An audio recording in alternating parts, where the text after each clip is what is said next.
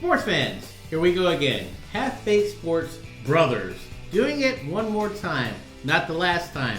This is going to not be the last time. Definitely. I'm here with my brother Josh, Chuck, with Half-Baked Sports. We have to be energized because it's getting down to the brim. We're in week 12, getting to 13. What are we going to do now? Who's picking who? What's happening? Who's getting hurt? What's going to go over or under?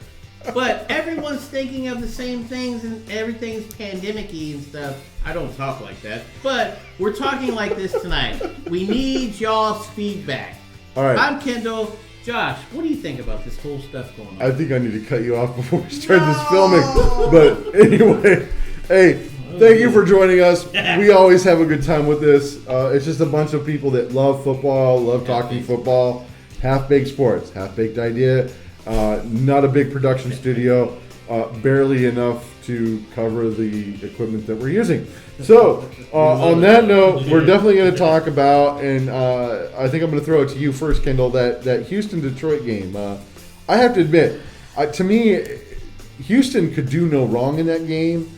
I watched it on Thanksgiving Day, and I was actually surprised. On a game that I thought clearly Detroit should be able to dominate, they could not do anything.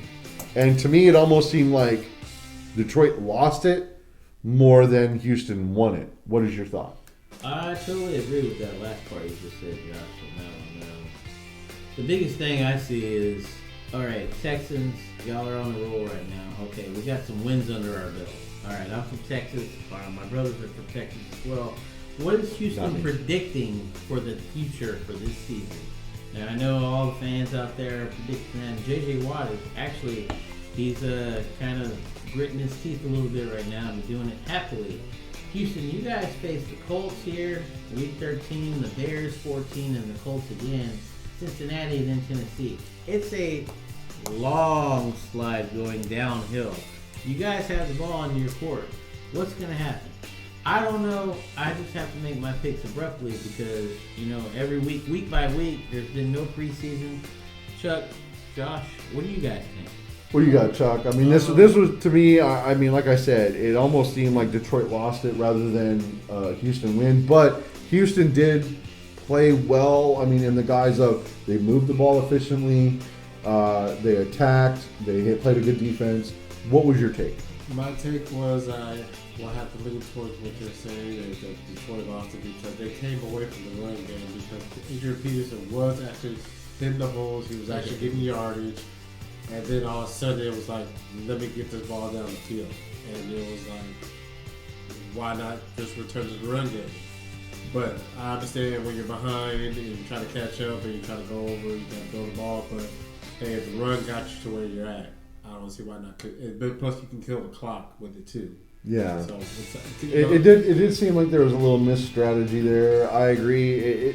I don't know. I'm a little bit skeptical of the win, to say the least. I know that they beat the Patriots, but that really wasn't that big of a win. I mean, we know that the Patriots are a little bit on the depleted side. When they play well effectively, they do well. But Patriots? Yeah, they played the Patriots the week prior. But you're right. You pointed out Indy, Chicago, Indy. That's a 3-game stretch. They're gonna have some troubles here, and of course I know this was a separate topic, but they're missing Fuller for 6-game suspension on PEDs, and that's gonna play a part meeting down the stretch here. Because Will Fuller is right now primarily is their primary target, and now he's gone, so you're gonna have to expect Brandon Cooks or Kenny Stills or Randall Cobb to step up, and they're not gonna. You know what? Of those, I think Randall Cobb is capable of standing up. But then again, when you're looking at the defense of Indy, I don't think he's going to match up well with that. Maybe Chicago, because as we saw, Green Bay kind of exposed Chicago's secondary. But I think Indy matches up too good, and they got them out of the next 3 games. Plus, the offense of Indy is going to kind of put the Texas defense, who has struggled against the run the whole season. Yep. So. Well, when you say with the run and scramble, as I would call it, I would just want to put the runner's not running. So. No, he's not. I meant the running backs. The running backs are going to run. Yeah. Well, you got to look at it. Deshaun Watson, he's a passer and he's a scrambler. He can run. He's not afraid to run. He will run and do necessary process. But the problem is Indy's defense is top 5. They're top of that run. So they're going to contain him in 3 weeks. They're going to contain him and the run game. So once that happens, you got to throw the ball. Guess what? If you take a look, all the people that have been able to beat Houston do one thing great, and that's stop the run and get containment. When you have those ends that come in and contain that pocket, right? That means Deshaun Watson has to break out amongst a gap, and then that's where the linebacker core comes in. So I agree. Indy's defense matches up great with them, but and of course Indy needs this 2-game sweep. Yeah. To stay relevant in the hunt here. It's every other week when they play them. Yep. So it'll be an interesting stretch here. I think of the next 3 games, the only one that they have the capability of winning is maybe the Chicago game. But let's not mince words. Chicago is a tough out. I don't care if you're Green Bay, Minnesota, or Houston. That is not a give me. And you've got Indy twice in the next 3 weeks. You're lucky to get a split there. And I just don't see that happening. I see them winning maybe 1 out of the 5. On the next 3 or 5? I mean, no, just 1 out of 5. Cincy they could win. That's it? Yeah, Tennessee they're going to lose. You're right. 2 out of 5 for me. 2 maybe. And so possibly 3. If it's especially with Fuller out for the next 6 games, that means he's out for the season. Yeah. He's not going to. The only way he can come back is in the playoff. And luckily, or unfortunately, I shouldn't say, they're not in the hunt for a playoff spot. No. Not with only winning 2. They have to. They would have to win out. They have to win out to even go 8-8. Yep. They have to win out to just go 8-8. So, hey, Houston, great win in Detroit. Although I still think Detroit lost it more than you won it. Good luck with your next 3. And we will definitely see you when you play Cincinnati. Next topic, Giants, QB Jones. That injury, that hamstring, is a detrimental blow to them because Saquon's out, Daniel Jones out, so that opens up the whole division again, right? What is the future of the New York Giants? The future of the Giants is actually good. Yeah, the future of the Giants is really well. Yeah. I like Daniel Jones. Rebuilding I like what they are in the process of rebuilding. There's no doubt about that. I think they just need key pieces at this point because the defense is able to hold out other teams because they're not being blown out. They're only losing about 3 to 7 points a game. Like when they lost, they're not losing by 2 touchdowns. They're only losing by barely a touchdown. So I think the defense is holding them. I think the offense just needs like Saquon Barkley back, and they're good. So another solid running game. Or I would say beef up the offensive line, and then you're good. I would even try to get some. I would. On that note, I would go for a 2nd round running back.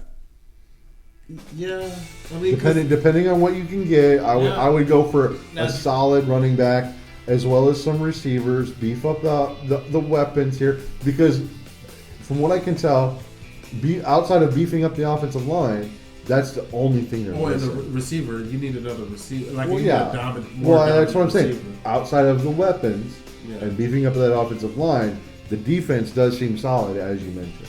Yeah.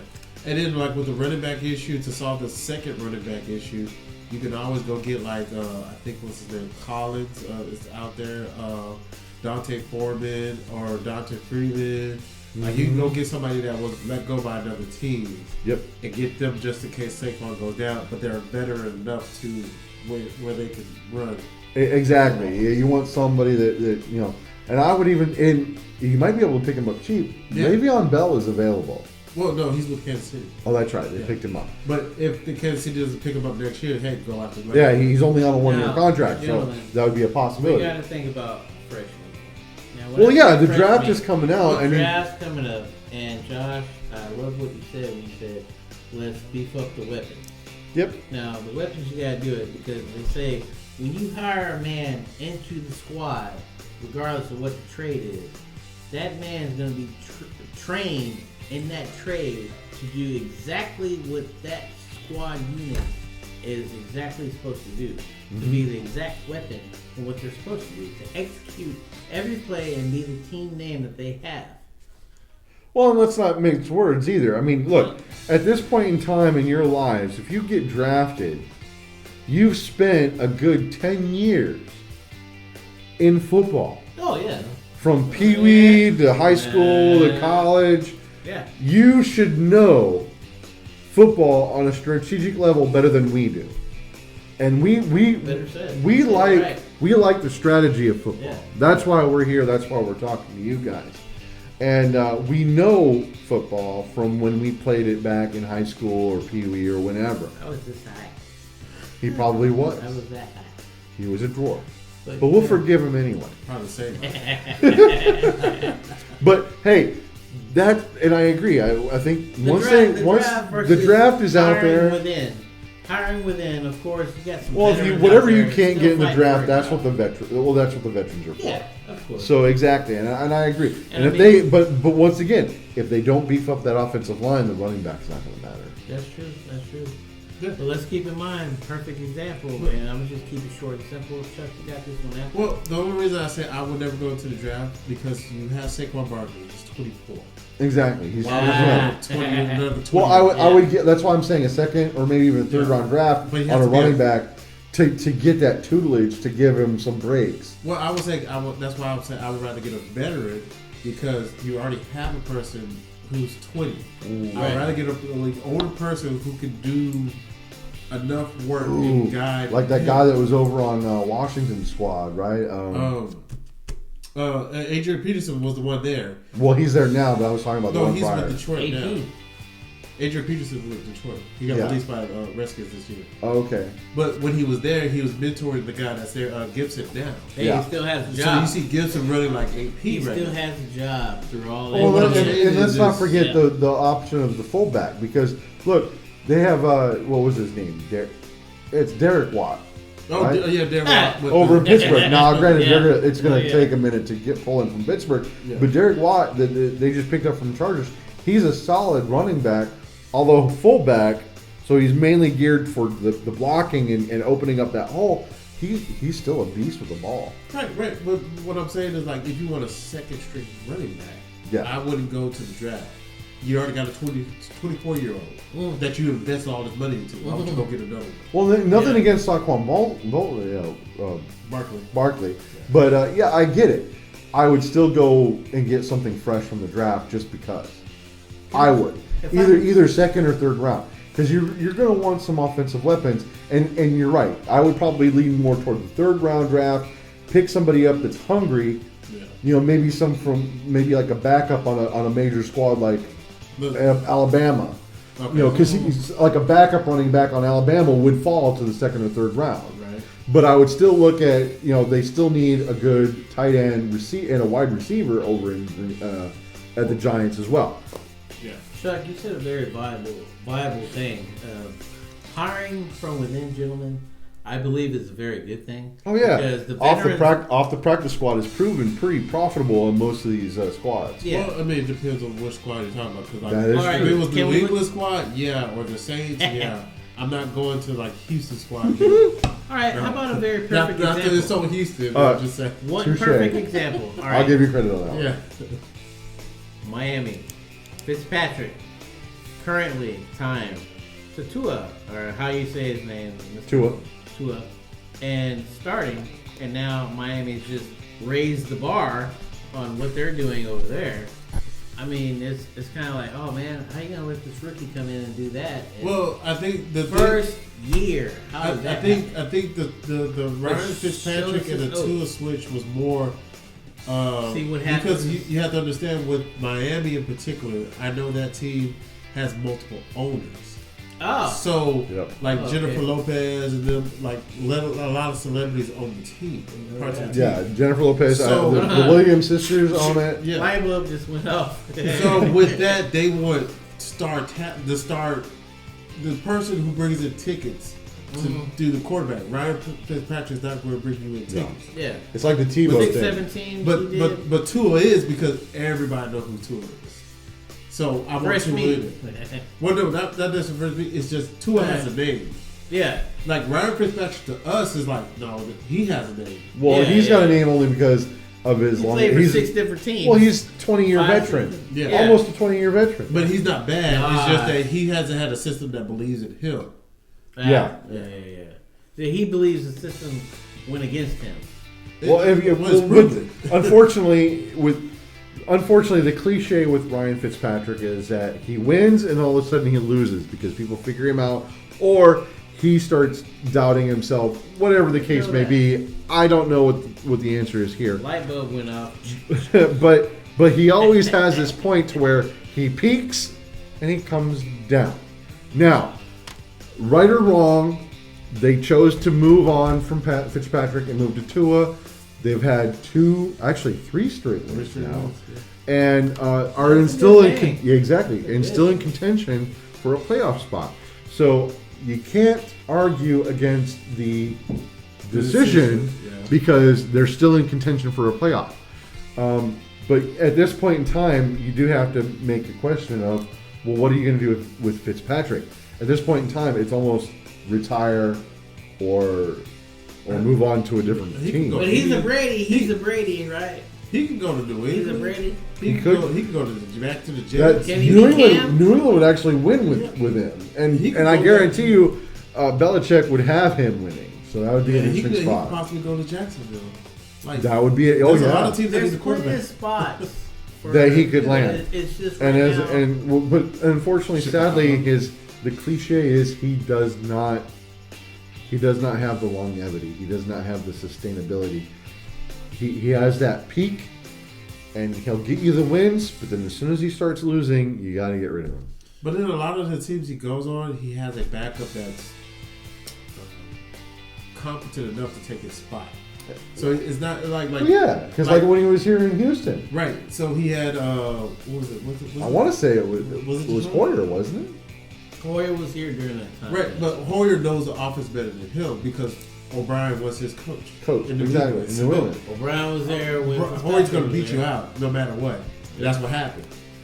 Same thing with him in Cleveland.